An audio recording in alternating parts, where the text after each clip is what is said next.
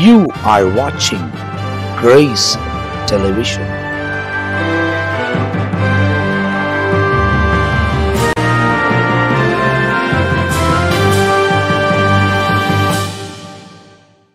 ஆண்டவரும் அருமை இரட்சகராகிய இயேசு கிறிஸ்துவின் நாமத்தினால் உங்கள் யாவரையும் நாங்கள் அன்போடு கூட வாழ்த்துகிறோம். உங்களை வரவேற்கின்றோம்.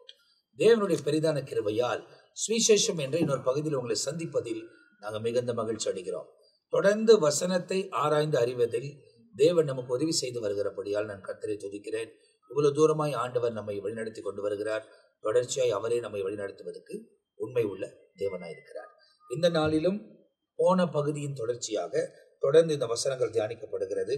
போன பகுதி 26ஆம் வசனம், அதாவது 9ஆம் அதிகாரம் 26ஆம் வசனம் வரை நாம் நிறைவு செய்திருக்கிறோம். இந்த பகுதியில அடுத்ததாய் 27ஆம் வசனத்திலிருந்து 31ஆம் வசனம் வரை 2 குருடர்கள் சுஸ்தமாக்கப்பட்டதை வேதத்தில் சொல்லப்பட்டிருக்கிறது.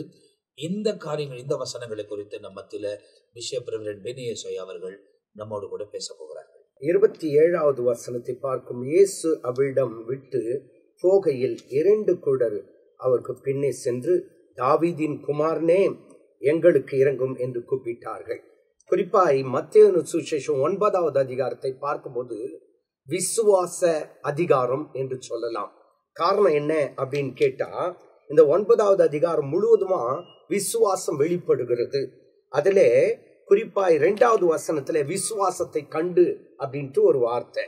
அதே நேரத்துல அடுத்து என்ன செய்தாருங்கன்னு கேட்டா, 18வது வசனத்திலே பார்க்கும்போது தலைவன் வந்து அவன் வேண்டிக் கொள்கிறதை பார்க்கிறோம். மரித்து போனான். அப்ப என்ன அர்த்தம்?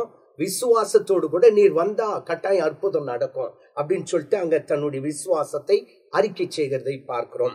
அதே நேரத்துல 22வது வசனத்தை பார்க்கும்போது அங்கே அவளை பார்த்து, உன் விசுவாசம் உன்னை ரட்சித்தது அப்படின்ட்டு பார்க்கிறோம். அதன் பிறகு இங்க நீங்க பார்த்தீங்கன்னு சொன்னா 28வது வசனத்தை வாசிக்கும் போது, அவ வீட்டுக்கு வந்த பின்பு அந்த குருடர்கள் அவரிடத்தில் வந்தார்கள். இயேசு அவர்களை நோக்கி, இதை செய்ய எனக்கு வல்லமை உண்டு என்று விசுவாசிக்கிறீர்களா என்று அங்கே சொல்லுகிறதை நாம் பார்க்கிறோம்.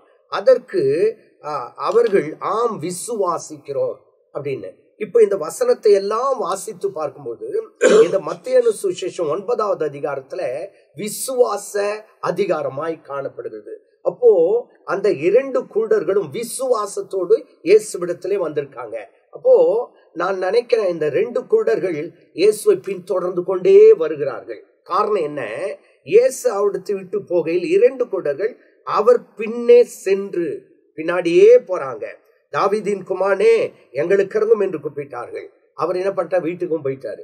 அவர் வீட்டிற்கு வந்த பின்பு அந்த குருடர்கள் அவரிடத்தில் வந்து இயேசுவை வந்தார்கள். இயேசு அவர்களை நோக்கி, இதை செய்ய எனக்கு என்னால முடியும் விசுவாசிக்கிறீங்களா அப்படின்னு கேள்வி கேட்கும் போதுதான் ஆம் விசுவாசிக்கிறோம் என்று சொல்லுகிறார்கள். அப்பொழுது அவருடைய கண்களை தொட்டு, உங்கள் விசுவாசத்தின்படி உங்களுக்கு ஆக கடவுது.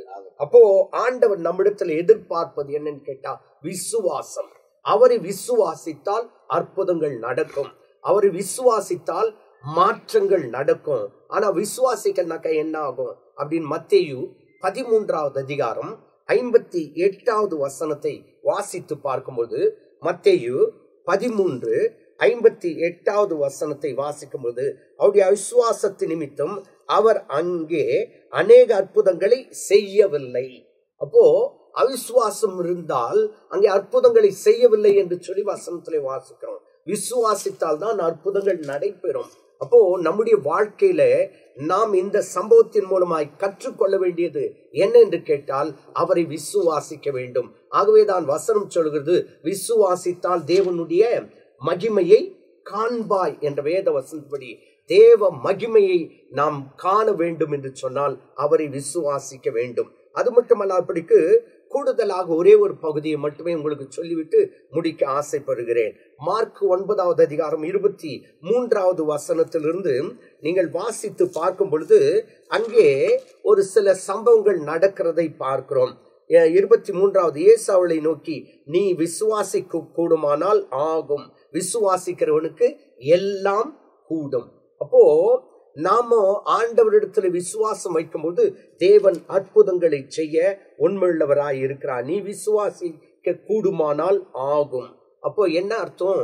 நாமும் விசுவாசித்தால் எல்லாம் ஆகும். விசுவாசிக்கிறவனுக்கு எல்லாம் கூடும். உடனே பிள்ளையின் தகப்பன், விசுவாசிக்கிறேன் ஆண்டவரே, என் அவிசுவாசம் நீங்கும்படி உதவி செய்யும் என்று கண்ணீரோடே சத்தமிட்டு சொன்னான். அநேக நேரங்களிலே நம்முடைய வாழ்க்கையில அவிசுவாசம் உள்ள வந்தது. அந்த அவிசுவாசம் நீங்கும்படியாய் அதையும் நாம் என்ன செய்யணும்? ஆண்டவரிடத்திலே கேட்க வேண்டும். இங்கே பார்த்தீங்கன்னா, உங்கள் விசுவாசத்தின்படி உங்களுக்கு ஆக கடவுது என்று சொல்லி ஆண்டவர் அந்த 2 கூட்டத்திலே சொன்னார். அப்படி சொல்லிட்ட பிறகு உடனே அவருடைய கண்கள் திறக்கப்பட்டது. உடனே அவருடைய கண்கள் திறக்கப்பட்டது. பிரியமான கர்த்தருடைய பிள்ளைகளே, ஆண்டவராகிய இயேசு கிறிஸ்து இங்க பாத்தீங்கன்னா தொட்டு சுகம் அளித்ததை நாம் பார்க்கிறோம். ஆனா கடந்த நிகழ்ச்சியிலே நான் சொல்லும்போது உன் பாவங்கள் மன்னிக்கப்பட்டதுன்ட்டாரு. தொடல ஒண்ணும் செய்யல. ஆனா இங்க பார்த்தீங்கன்னா தொட்டு சுகப்படுத்துகிற தேவன். அந்த தேவனை நாம் விசுவாசித்தால் நிச்சயமாய் அவர் நம்மை தொட்டு சுகமாக்க உண்மையுள்ளவராயிருக்கிறார். அப்படி சொன்ன உடனே தொட்டு உன் விசுவாசத்தின்படி உன்னை காக்கடுவதுன்னு சொன்ன உடனே அவர்கள் கண்கள் திறக்கப்பட்டது. இதை ஒருவருக்கும் அறிவிக்காதபடிக்கு எச்சரிக்கையாயிருங்கள். இயேசு அவர்களுக்கு கண்டிப்பாய் கட்டளையிட்டார். அவர்களோ புறப்பட்டு அநேக தேசம் எங்கும் அவருடைய கீர்த்தி பிரஸ்தாவ பண்ணினார்கள். அப்போ அற்புதத்தை பெற்றுக் கொண்டவர்களால் அமைதியா இருக்க முடியல. உடனே ஆண்டவருடைய கீர்த்தியை போயிட்டு சொல்ல ஆரம்பித்தார்கள். அதேதான் கொஞ்சம் சற்று முன்பாக இதே அதிகாரத்துல பார்க்கிறோம். ஜனங்கள் அதை கண்டு ஆச்சரியப்பட்டு மனுஷருக்கு இப்பேற்பட்ட அதிகாரத்தை கொடுத்தவராகிய தேவனை மகிமைப்படுத்தினார்கள். அருமையான கர்த்தருடைய பிள்ளைகளே, முதலாவது இந்த வசனத்தின்படி நாம் கற்றுக்கொள்ள வேண்டியது என்ன?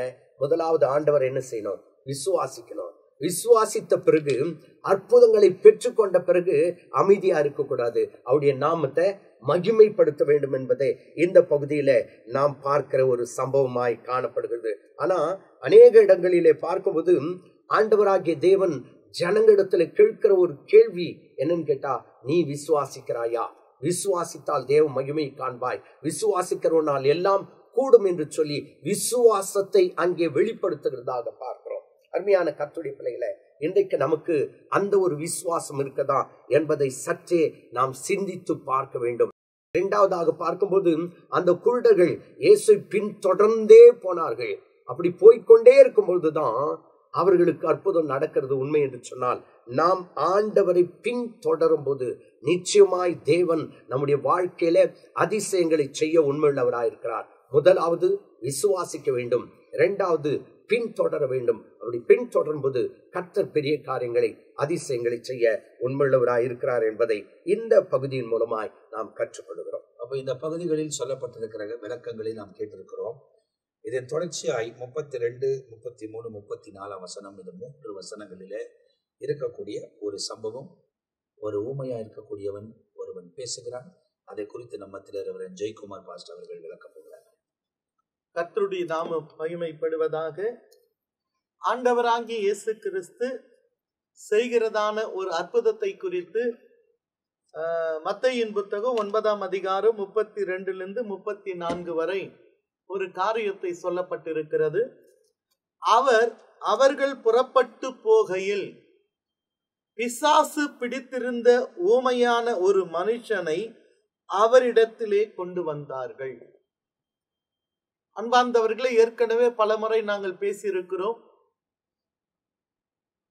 பிசாசு பிடித்திருந்ததான ஒரு மனுஷன், இந்த சரீரத்தை 3 விதமான ஆவிகள் ஆளுகை செய்யும். ஒன்று மனுஷனுடைய ஆவி, பரிசுத்த ஆவி, அசுத்த ஆவி. இப்போது நாங்கள் பேசுகிறோம், உட்காருகிறோம், நாம் எழுந்திருக்கிறோம் என்று சொன்னால் அது மனுஷனுக்கு கொடுக்கப்பட்ட மனுஷ ஆவி. உண்மையாக நடந்து உண்மையை பேசினால் அது பரிசுத்த ஆவி. அசுத்தமானதை நாம் பேசி நடப்பிக்கிறோம் என்றால் அது அசுத்த ஆவிகள். அப்படி இந்த சரீரத்தை அசுத்த ஆவிகள் பிடித்து அலக்கழிக்கிறதை நாம் வேதத்திலே பார்க்கிறோம், நடைமுறையிலே நாம் பார்த்து கொண்டு வருகிறோம். தேவன் மனுஷனை படைக்கும் பொழுது உச்சந்தலை முதல் உள்ளங்கால் வரை ஒவ்வொரு உறுப்புகளையும் ஒவ்வொரு தன்மைக்காகத்தான் ஆண்டவர் படைக்கிறார். கண் என்கிற தன்மை பார்க்கக்கூடிய தன்மை, காதினுடைய தன்மை கேட்கக்கூடிய தன்மை, வாயினுடைய தன்மை பேசக்கூடிய தன்மை, இப்படி சரீரத்திலே ஒவ்வொருடைய உறுப்புகளுடைய ஒரு தன்மை இருக்கிறது. ஆனால் இந்த பகுதியிலே வாசித்து பார்க்கும் பொழுது, அவர்கள் புறப்பட்டு போகையில் பிசாசு பிடித்திருந்த ஊமையான ஒரு மனுஷனை அவரிடத்திலே கொண்டு வந்தாங்க. அப்போ நாவு என்பது, வாய் என்பது பேசக்கூடிய ஒரு தன்மை. ஆனா வேதம் சொல்லுகிறது பிசாசு பிடித்திருந்த ஒரு ஊமை, அப்படின்னா பேச முடியாத, அவனு கட்டப்பட்டு இருக்கிறதான ஒரு தன்மை. அப்ப ஆண்டவர் ஏன் வாயை படைத்தாரு, ஏன் நாவை படைத்தார் என்றால் பேசக்கூடிய தன்மைக்காக படைக்கிறார். ஆனால் பிசாசு என்ன செய்யறான், அந்த தன்மையை கட்டி வைக்கிறான். அந்த தன்மையை எதற்காக தேவன் நாவை படைத்தாரோ, எதற்காக வாயை படைத்தாரோ, அதையே அவன் செயல்படாதபடிக்கு பிசாசு கட்டி வைத்திருக்கிறதை தேவன் அறிகிறான். அது 2ஆம் வசனத்துல தான் பார்க்கும் பொழுது 33ல பிசாசை துரத்தப்பட்ட பின்பு, பிசாசை துரத்தப்பட்ட பின்பு ஊமையானவன் பேசினான். அப்படின்னா என்ன அர்த்தம்? ஒரு ஊமை ஆவி அவனை பிடிச்சிருந்தான். இதுவரைக்கும் அவன் பேசக்கூடாதபடிக்கு சரீரத்திலே ஒரு உறுப்பாய் இருக்கிற நாவை அவன் கட்டி வைத்திருக்கிறான். அப்போ நமக்கு இதுல நாம் தெரிந்து கொள்ள வேண்டியது, உச்சந்தலை முதல் உள்ளங்கால் வரை சில பேர் இந்த பிசாசை துரத்தும் போது பார்த்து இருக்கிறோம். அவர்கள் பிசாசு இந்த இடத்துல பிசாசு கட்டி வைத்திருந்த அதை கடிந்து ஜெபிக்கிறதை பார்த்து இருக்கிறோம். இந்த இடத்திலே ஆண்டவராகிய இயேசு கிறிஸ்து கூட பிசாசை துரத்துகிறார். ஊமையானவன் பேசினான் என்று சொன்னால், அவன் பேசக்கூடாதபடிக்கு அவனுடைய நாவை கட்டி வைத்திருந்தவன் பிசாஸ் என்பவன். அதனால ஆண்டவர் பிசாசை துரத்தும் பொழுது ஊமையானவன் பேசினான். இதை குறித்து வேதத்திலே பார்க்கும் பொழுது 18 வருடமாக கூனி, பிசாசால் கட்டப்பட ஒரு கூனி, பிசாசை துரத்தின பொழுது கூனி நிமிர்ந்தாள் என்று சொல்லி பார்க்கிறோம். இப்படி அநேக வேதத்திலே சம்பவங்கள் உண்டு. பிசாசை துரத்தும் பொழுது அந்த சரீரத்தின் உறுப்புகள் செயல்பட்டதாக வேதத்திலே பார்க்கிறோம். அதை நாம் புரிந்து கொள்ள வேண்டியது என்னவென்றால், நம்முடைய சரீரங்களை, உறுப்புகளை கூட சாத்தான் கட்டி வைக்கிற தன்மை உடையவன். அதை கண்டறிந்து நாம் கடிந்து செபிக்கும் பொழுதுதான், அதை துரத்தும் போதுதான் அந்த சரீரத்தின் உறுப்புகள் செயல்படுவதாக இந்த பகுதியிலே நாம் தெளிவாக புரிந்து கொள்ள முடிகிறது. அப்ப ஊமையானவன் இப்ப பிசாசை துரத்தினான், ஊமையானவன் பேசினான் என்கிறது. இப்ப ஜனங்கள் என்ன சொல்றாங்க? ஜனங்கள் ஆச்சரியப்பட்டு, இதுவரைக்கும் பேசாத இருந்தவன், இதுவரைக்கும் ஊமையாக நம் மத்தியில வாழ்ந்தவன், பிசாசை துரத்தின பொழுது இவன் பேசுகிறானே என்று ஜனங்களுக்குள்ளே ஆச்சரியப்பட்டார்கள். சொல்றாங்க, இஸ்ரவேலில் இப்படி ஒரு காலம் காணப்படவில்லை என்றார். இஸ்ரவேல் இப்படிப்பட்டதான ஒரு அற்புதத்தை நாங்க காணல, இல்ல இதுவரைக்கும் பார்க்கல அப்படின்னு. ஏன்னு சொன்னா, இது நம்ம சரித்திரத்தை பார்க்கும் பொழுது 400 ஆண்டு இருண்ட காலம். இந்த இருண்ட காலத்தில் ஆண்டவர் பேசாத காலம். இப்போதுதான் பரலோகத்தில் தேவன் பேசுகிறார். இவங்களுக்கு ஒண்ணுமே தெரியல. இப்போதுப்பட்ட ஒரு அற்புதத்தை இதுவரைக்கும், இதுக்கு முன்ன பெரிய பெரிய அற்புதங்கள் நடந்திருக்கிறது, ஆனா இவங்க கண்டது இல்லை. அந்த காலத்துல வாழ்ந்தவங்க பார்க்கல, கண்டது இல்லை, ஒரு காலம் காணப்படவில்லை என்றார்கள். ஒரு கூட்ட ஜனம் இஸ்ரவேல் இப்படிப்பட்ட அற்புதத்தை காண முடியலன்றாங்க. ஆனால் அங்கே இன்னொரு குற்றப்பட்ட கூட்டம் இருக்குது. பரிசேயரோ இவன் பிசாசுகளில் தலைவனாலே பிசாசுகளை துரத்துகிறான் என்றார்கள். இயேசு செய்த அற்புதத்தை கண்டு அவருக்கு ஒரு முத்திரையே கொடுத்தார். அப்போ நாம் கர்த்தருக்காக ஊழியம் செய்யும் பொழுது ஒரு கூட்ட ஜனங்கள் கர்த்தருடைய நாமத்தை மகிமைப்படுத்துகிற கூட்டமும் இருக்கும், இன்னொரு கூட்டம் கர்த்தருடைய நாமத்தை விரோதமா செயல்படுகிற கூட்டமும் இருக்கும். நமக்கு தேவை தேவனுடைய நாமம் மாத்திரம் உயர்த்தப்படணும். அது இந்த பகுதிகளில் சொல்லப்பட்டிருக்கிறது. அப்போ ஆண்டவர் அவனை சுகமாக்குகிறார். சுகமாக்கி அங்கே இருக்கிற ஜனங்கள் எல்லாம் இதுவரைக்கும் இஸ்ரவேல் சரித்திரத்துல அவங்க வாழ்ந்து கொண்டிருக்கிற காலத்துல, இப்படிப்பட்ட காலத்துல அதை பார்த்ததே இல்லை அப்படின்றத அவங்க சொல்றாங்க. அதுக்கப்புறமா பரிசேயர்கள் எழும்பியான அவங்களும் பார்த்தது இல்லை இப்படி. அப்போ இவன் பிசாசுகளை பிசாசினால் துரத்துகிறான் என்ற ஒரு முத்திரையும் இயேசுக்கு கொடுக்கிறதை வேதத்துல சொல்லப்பட்டிருக்கிறது. அப்ப இந்த சம்பவங்கள் எல்லாம் வேதத்துல ரொம்ப தெளிவாய் குறிப்பாய் சொல்லப்பட்டிருக்கிறதை நாம் கவனிக்கிறோம். இதன் தொடர்ச்சியாக 35ஆம் வசனத்திலிருந்து 38ஆம் வசனம் வரை தேவன் எப்படியாக மனதுருகினார் என்ற காரியங்களை குறித்து நாம் அடுத்த பகுதியில் பார்க்க போகிறோம். இதை குறித்து நம்ம மத்தியில் ரெவரண்ட் ஜான் பீட்டர் ஐயா நமக்கு விளக்க போகிறார். 35ஆம் வசனம். பின்பு இயேசு சகல பட்டணங்களையும் கிராமங்களையும் சுற்றி நடந்து ஜெப ஆலயங்களில் உபதேசித்து ராஜ்யத்தின் சுவிசேஷத்தை பிரசங்கித்து ஜனங்களுக்கு உண்டாயிருந்த சகல வியாதிகளையும் சகல நோய்களையும் நீக்கி அவர்களை சுஸ்தமாக்கினார். ஆண்டவர் இயேசு கிறிஸ்துவின் அற்புதமான ஊழியம் இந்த இடத்தில் விளக்கப்பட்டிருக்கிறது. இயேசு கிறிஸ்து பரலோகத்தை விட்டு இந்த பூமிக்கு வந்ததின் நோக்கம் ஏராளம். ஒரே காரியத்துக்கு தான் இயேசு கிறிஸ்து வந்தார் என்று சொல்ல முடியாது. ஒன்றாய் இருக்கலாம். ஜனங்கள் ரட்சிக்கப்பட வேண்டும், தெய்வத்தை கண்டுகொள்ள வேண்டும், அழிவில் காக்கப்பட வேண்டும், பரலோகத்திற்கு போக வேண்டும். ஆனா இதற்கு வழிமுறைகள், விதிமுறைகள், எப்படி ஜனங்க தொடப்படுறது, எப்படி கண் குருடாய் இருக்கிற ஜனங்கள் தெய்வத்தை அறிந்து கொள்வதற்கு காரணமாக அந்த ஊழியத்தின் விதிமுறையை விளக்குகிறார். இவர் ஒரு நல்ல டீச்சர். அப்போ இவரை தான் பின்பற்ற, நம்ம பொதுவாக சொல்றோம், உலகத்துல நாம சிலரை பின்பற்றலாம், ஆனா முழுமையா நாம பின்பற்றக்கூடியது யார் என்றால் கர்த்தராகிய இயேசு. உலகத்துல பலருக்கு பல தலைவர்களா இருப்பாங்க, அது அவங்கள பின்பற்றுவாங்க. வேதத்தை படிக்கிற தியானிக்கிற நாம் பின்பற்ற வேண்டியவர் கர்த்தராகிய இயேசு. ஏன்? பரலோகத்திலிருந்து அவர் பூமிக்கு வந்த பிறகு அவருடைய ஊழியத்தின் செயல்பாடு என்னன்னு சொன்னா, எல்லா பட்டணங்கள் வசதி நிறைந்த இடம், கிராமங்கள் சுற்றி நடந்தார். அன்னைக்கு எந்த வசதி இல்லை, எந்த விதமான சொகுசான அனுபவம் இல்லை. ஏறக்குறைய 2000 வருஷம் வச்சுக்குவோம், ஒரு 20-30 வருஷம் குறைச்சா கூட, 10 வருஷம் குறைத்தாலும், அந்த நாட்கள்ல மேலிருந்து எதற்காக வந்தார், அந்த நோக்கத்துல அவர் சரியா இருந்தார். சொகுசான வாழ்க்கையெல்லாம் விரும்பல. ஓகே, அப்ப இன்னைக்கு நாம என்ன செய்யணும்? பட்டணங்களும் முக்கியம், கிராமங்களும் முக்கியம். அங்க அப்ப இன்னைக்கு நிறைய பேர் வெறும் பட்டணத்தை தான் முக்கியப்படுத்துவாங்க, கிராமமும் முக்கியம்.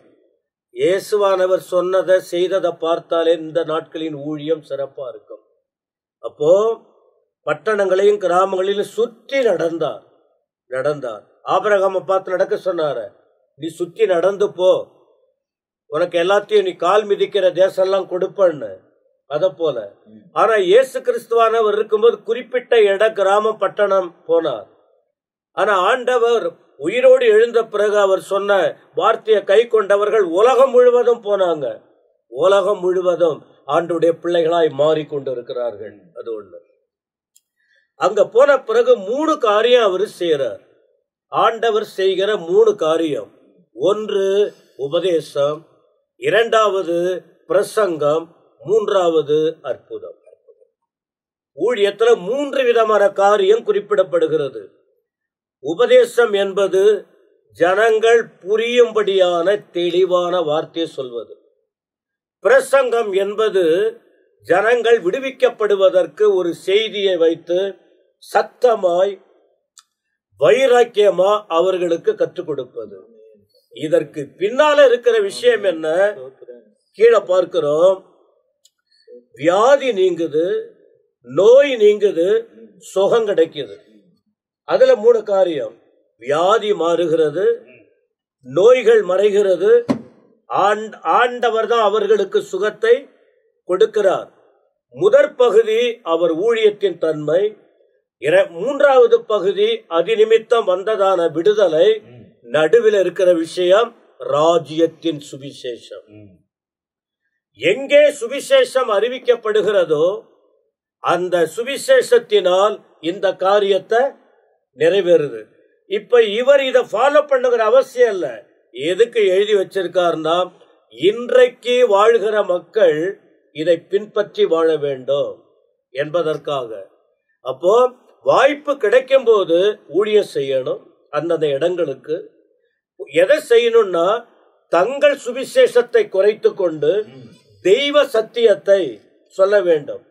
அன்றைக்கு ராஜ்யத்தின் சுவிசேஷம்னா பிதாவை பற்றியும் அவருடைய தன்மைகளை குறித்தும் இருளை குறித்தும் ஆண்டவர் சொன்னார்.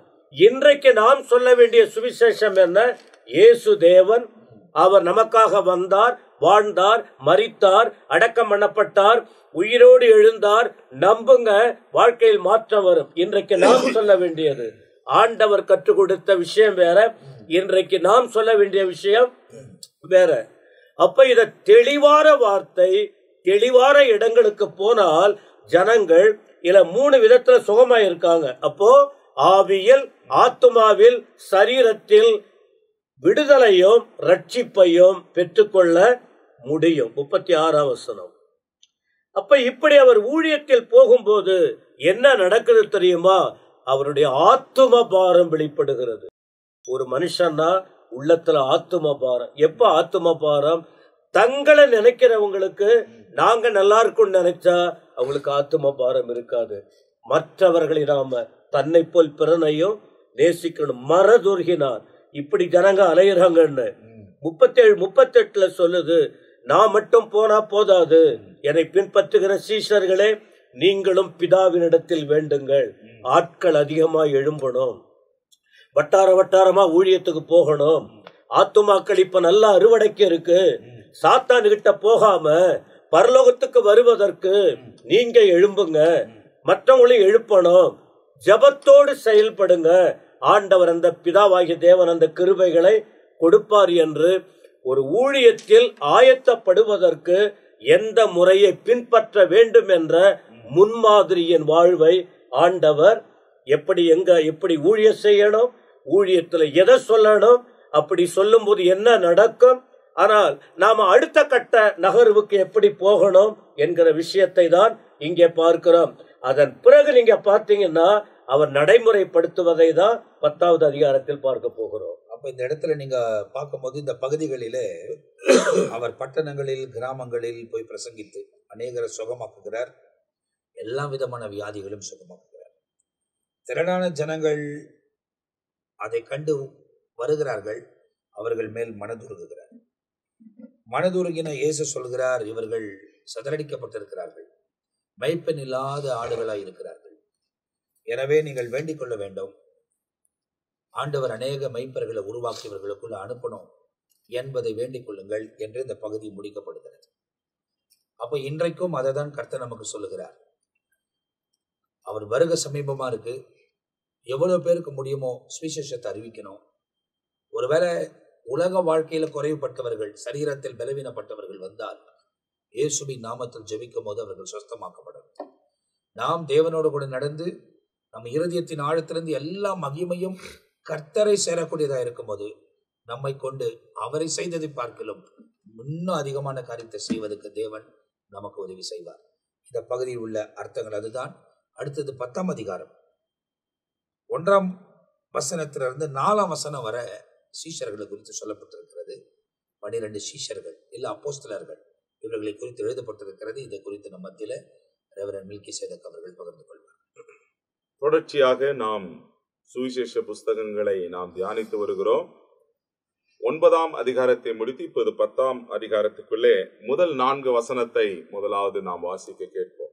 அப்பொழுது அவர் தம்முடைய 12 சீஷர்களையும் தம்மிடத்தில் வரவழைத்து அசுத்த ஆவிகளை துரத்தவும் சகல வியாதிகளையும் சகல நோய்களையும் நீக்கவும் அவர்களுக்கு அதிகாரம் கொடுத்தார்.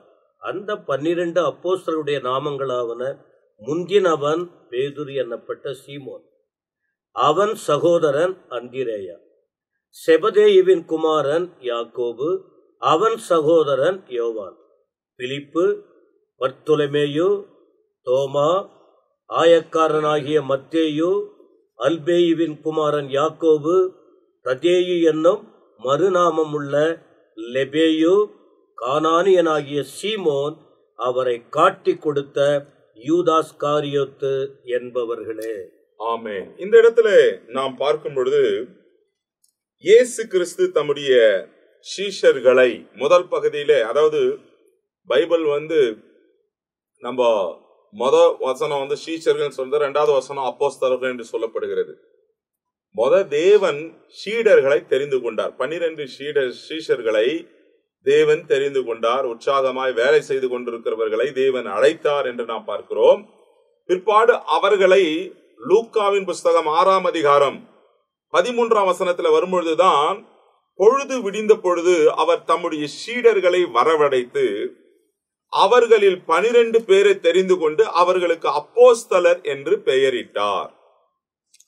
இப்ப நம்ம இங்க பார்க்கும் பொழுது சீஷர்கள் என்று சொன்னால் பயிற்சியில் இருக்கிறவர்கள். They are the learner. They are the followers of Jesus Christ. இயேசுவை பின்பற்றிக் கொள்ளுகிறவர்கள், கற்றுக்கொள்ளுகிறவர்கள். இயேசு வாழ்ந்த நாட்களிலே சீடர்களை தன்னோடு கூட வைத்துக் கொண்டு தம்மை பின்பற்றுகிறவர்களாக, அவர் கானாவூர் கல்யாணத்துல அழைக்கப்படும் பொழுதே இயேசுவும் அவருடைய சீஷர்களும் அங்கே இருந்தார்கள். அப்போ எங்கு போனாலும், இயேசு எங்கு சென்றாலும் அவருடைய சீஷர்கள் அவர் கூடவே இருந்தார்கள். அந்த 3.5 வருஷம் அவர்கள் இயேசுவோடு கூடவே, அவர்களுடைய வாழ்க்கையிலே அவரோடு கூடவே அவர்கள் பின்னி பிணைக்கப்பட்டிருந்தார்கள் என்று நாம் பார்க்கிறோம். ஏனென்று சொன்னால், ஆண்டவர் என்ன செய்கிறாரோ அவர்கள் அதை கற்றுக்கொள்ள வேண்டும். அவர்கள் என்ன உபதேசிக்கிறாரோ அவர்கள் அதை பின்பற்ற வேண்டும் என்பதற்காக மலையிலே கொண்டு போய் ஆண்டவர் உபதேசம் பண்ணி, மத்தேயு 5ஆம் அதிகாரம், 6ஆம் அதிகாரம், 7ஆம் அதிகாரம், இதெல்லாம் அதிகாரமா இந்த கேனானிக் ஆர்டர்ல இப்பதான் பிரிக்கப்பட்டது. ஆனா அதை உபதேசமாகவே நம்ம புரிந்து கொள்ள அது பக்தியாக, பகுதி பகுதியாக அது பிரித்து வசனமாக எழுதப்பட்டிருக்கிறது. ஆண்டவர் அருமையா அவங்களுக்கு உபதேசம் பண்ணிட்டாருங்க. மலை உபதேசம். இப்ப கீழே வரும்போது அற்புதங்கள் நடக்கிறது.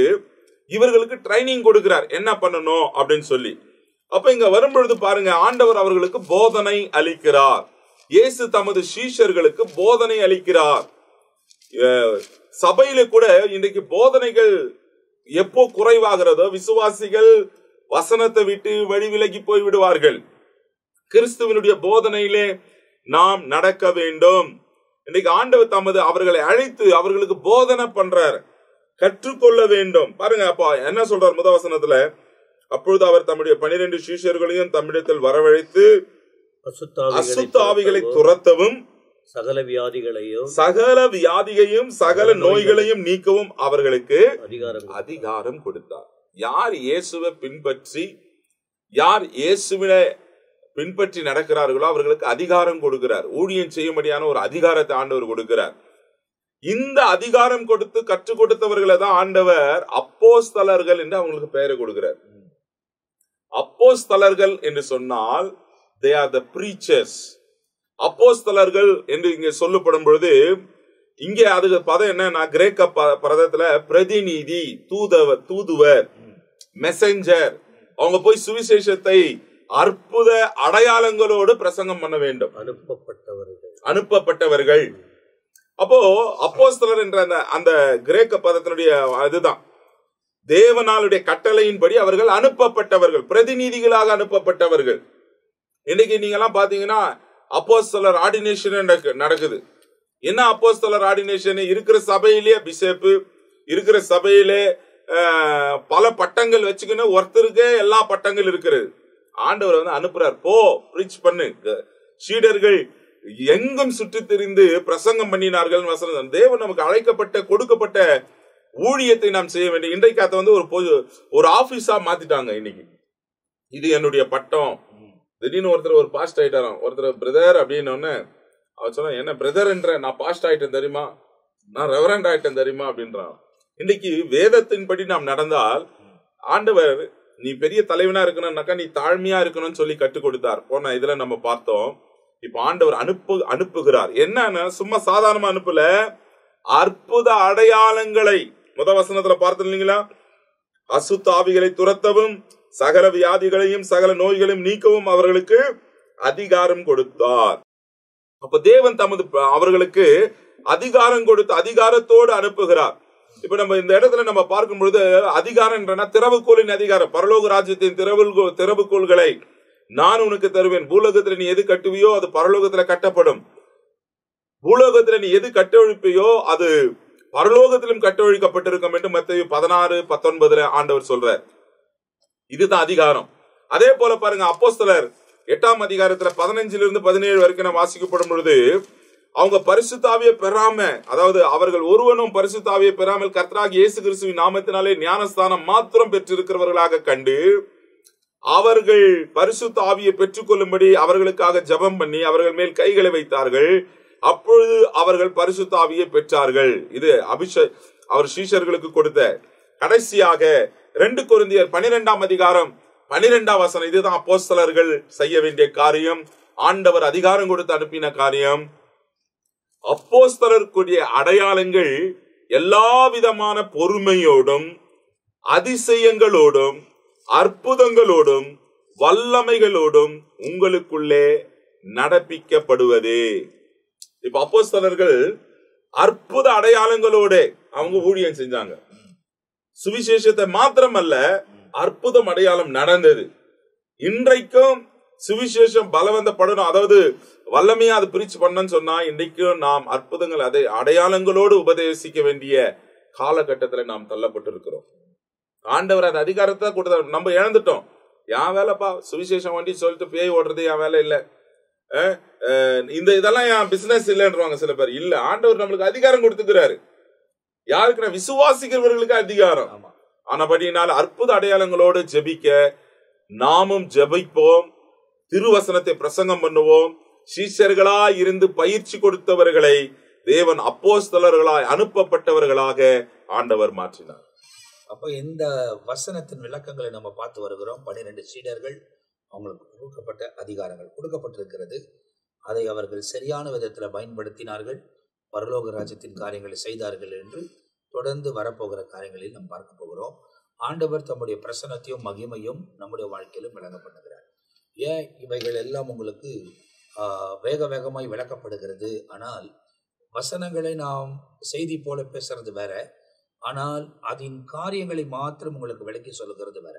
சொல்லப்படுகிற காரியத்தை வைத்து நீங்கள் வசனத்தை வாசிக்க ஆரம்பிக்கும் போது ஆவியானவர் உங்களுக்கு புரிய செய்வார். நீங்களும் எழும்பி தேவனுக்காக பிரகாசியுங்கள். முதல் நூற்றாண்டிலே எதெல்லாம் இந்த அப்போஸ்தலர்களை கொண்டு செய்தாரோ, கடைசியா இயேசு வரக்கூடிய இந்த காலத்திலையும் நம்மை கொண்டு செய்வதற்கு அவர் சர்வ வல்லமுள்ளவராக இருக்கிறார். அவர்கள் துவங்கினார்கள், நம்ம முடிக்கிற காலகட்டத்தில் இருக்கிறோம். எனவே தேவனோடு இணைந்து வாழுங்கள். இயேசு உங்க வாழ்க்கையில மேன்மையான காரியங்களை செய்வார். அடுத்த பகுதியில் உங்களை சந்திக்கிற வரை நாங்கள் எல்லாரும் உங்ககிட்ட இருந்து விடை பெறுகிறோம். கர்த்தர் உங்களை ஆசீர்வதிப்பாராக. ஆமென். ஆமென்.